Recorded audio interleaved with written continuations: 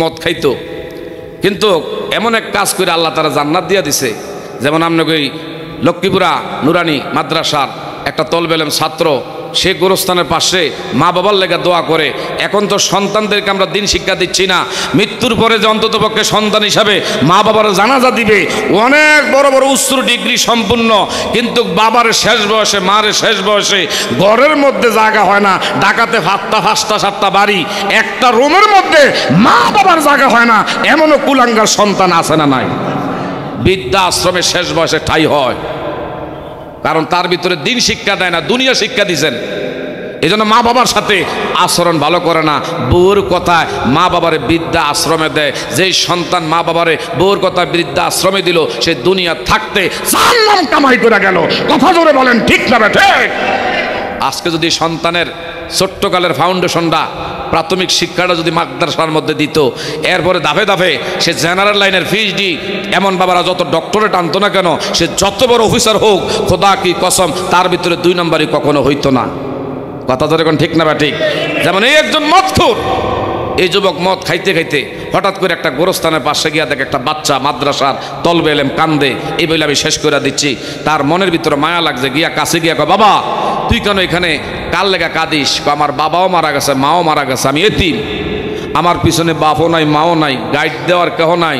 তবে মাদ্রাসা কর্তৃপক্ষ নিয়ম বেঁধে দিছে, মাদ্রাসা পড়তে হইলে এমন মাদ্রাসার নিয়ম মাইনা এমন আমার খরচ দেওয়া লাগবে, কিন্তু আমার খরচ দেওয়ার মতো বাপ নাই, আমার মা নাই। মাদ্রাসাগুলোর দিকে অধিকাংশ আপনি তাকাইয়া দেখেন, অধিকাংশ সন্তান তাদের বাবারা বন্ধুরা গাইড দেওয়ার পিছনে কেহই নাই। কত জোরে কোন ঠিক না বেটে?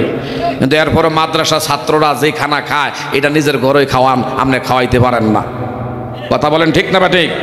হ্যাঁ বাবা, বলতেছিলাম ওই মদখোরের অন্তরের মধ্যে আমার আল্লাহ মায়া লাগাইয়া দিছে।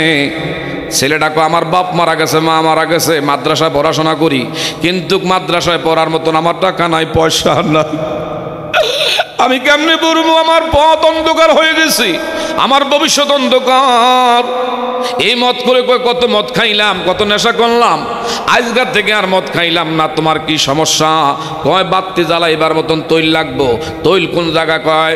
এমন বিশেষ করে এই ববেশ্বর বাজারে, এই ববেশ্বর বাজারে মদ করে ছেলে তারে পিছনে নিয়া দোকানের থাইকা 1 কন্টেন কেরোসিন তৈল কিনছে। আগের দিনে তার কোনো ইলেকট্রিসিটি বাতি ছিল না। এই কেরোসিন তৈলের কন্টেন কান্দে কইরা মাদ্রাসার হুজুর আবু ইউসুফ হাবের সাহেবরে ডাক দিলেন, মোহতামিম সাহেব হুজুর নেন নেন। এই ছেলে বলে টাকার অভাবে মাদ্রাসায় পড়তে পারে না। আমার চিনেননি? কয় বড় ভাই আপনারা চিনতাম না, যেগুলা নেশাবানি করে, যেগুলা মাস্তানি করে, 2 নাম্বারি করে, এগুলারে সবাই চিনে। কথা কোন ঠিক না ভাই ঠিক? বড় হুজুর ডাক দেখো, আপনারা চিনে না? ববের সরে এমন লোক খুব কম হয়ে আছে। কি কোন বড় ভাই?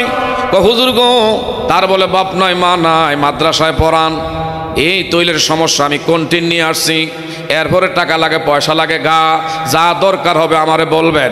যেদিন তৈল কিনা দিছে দেখেন বাবারা বন্ধুরা, ওই দিন রাতের বেলায় খালি বিছনায় গিয়া ঘুমাইছে। এই ঘুমটা জীবনের শেষ ঘুম। সকালবেলা জানাজানি হয়ে গেছে, আমাদের দেশের এমন নেশাখোর যুবকটা মারা গেছে। আলেমুল আমারা আনন্দে আত্মহারা, সকালবেলা মিষ্টি বিতরণ শুরু করছে। তার নেশার কারণে কত বাড়িতে কত কষ্ট মানুষের দিছে। তারে কিন্তু জানাজা দেওয়া যাইতো না, কাফনে কাফন দেওয়া যাইতো না, কবর দেওয়া যাইতো না। সমস্ত ওলামায়ে কেরাম একত্রে সিদ্ধান্ত উপনীত হলো, মাইকিং করা যাবে না।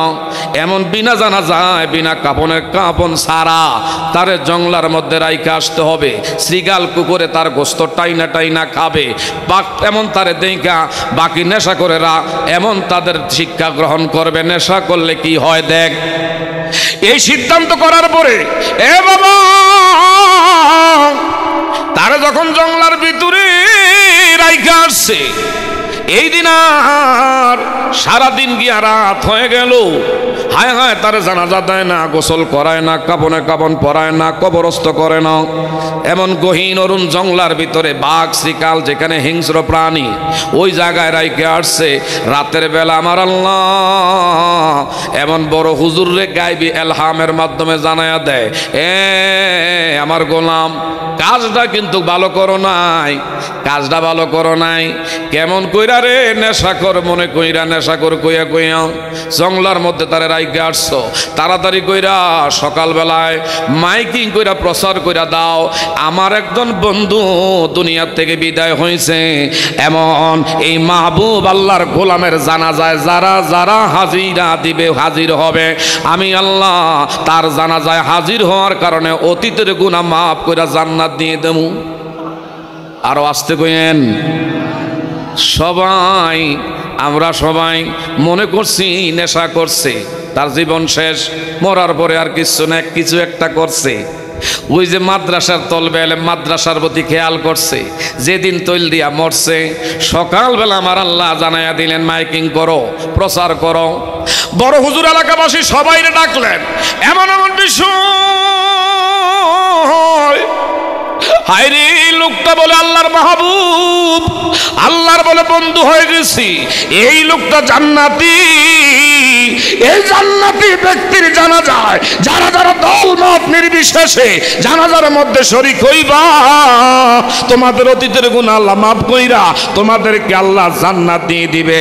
মানুষ দলে দলে এইভাবে আমার ভাইরা বানের পানির মতন ছুটছে, জানাজার মধ্যে শরীক হয়ে গেছে। আমার ভাইরা বলা যায় না আল্লাহ পাক কার উসিলায় কারে কেমনে মাফ করে। আমার ভাইরা একটা মাদ্রাসার তলবে এলেম ছাত্রের পিছনে যদি খরচ করার কারণে জান্নাত পাইতে পারে, আল্লাহর মাহবুব আল্লাহ বানাইতে পারে। এই যে বিশেষ করে লক্ষ্মীপুর নুরানি তালিমুল কোরআন এই মাদ্রাসাটা আমি বিগত অনেকবার ধরে আসছি, কিন্তু আমি হতবাগা আলেম নাই, কালাম নাই, লেখাপড়া নাই, এখানে এমন আলেম আছে তাদের ছাত্র হওয়ার যোগ্যতাও নাই, কিন্তু আল্লাহ সারা দেশে বিদেশে দেশের বাইরে আল্লাহ বহু জায়গা নেওয়ায়। বাবা আমি বিগত কয়েকবার এই মাদ্রাসার মধ্যে আসছি। হায় হায় আপনাদের দশের উসিলায় মাদ্রাসার এখন দোতলার কাজ, কিন্তু আলহামদুলিল্লাহ এখন কিছু অর্থের দরকার। এক নম্বরে বিশেষ করে কিছু রড বালি ইটার দরকার। আছেন এমন কোনো ব্যক্তি আল্লাহর কোরআনের বাগানের জন্য মাদ্রাসার দ্বিতল ভবনের আমার ভাইরা নির্মাণার্থে এমন কোনো ব্যক্তি আসেননি? বাবা হারাইছেন, মা হারাইছেন, মা বাবা থাকলে খাওয়াইতাম পড়াইতাম, আজকে তারা কবরের মাটি বুকে নিয়ে এতিমের মতো কাঙ্গালের মতো এই মাহফিলে যারা যারা বসছেন তোমার আমার মুখের দিকে তাকায়া কান্দে। এই মা বাবার রুহের মাগফিরাত কামনায় ইজা মাতাল ইনসান ইন কতওয়ান হু আমালুহু ইল্লা মিন সালাসাতিন ইল্লা মিন সাদাকাতিন জারিয়া। মানুষ মরণশীল মরে যাব, এটা চিরন্তন সত্য। মরার পরেও অমর হয়ে যেন মানুষের মাঝে বেঁচে থাকেন এমন কিছু কাজ কইরা যান। এই মাদ্রাসা থাকবি, তুমি আমি থাকবো না। এই শেষ রাত্রে তুমি আমি ঘুমের ঘরে বিমূঢ় হয়ে থাকি, মাঝে মধ্যে শেষ রাত্রে যদি সময় হয় মাদ্রাসার কাছে এসে একটু কান্ডা পাইতে একটু শুই নেন। এরা শেষ রাত্রে ঘুমায় না, আমার আল্লাহর কালাম জবানের মধ্যে এইভাবে আমার ভাইরা জারি রাখে, আল্লাহর কালাম তেলাওয়াত করে শেষ রাত্রে হাত বাড়ায় বাড়ায়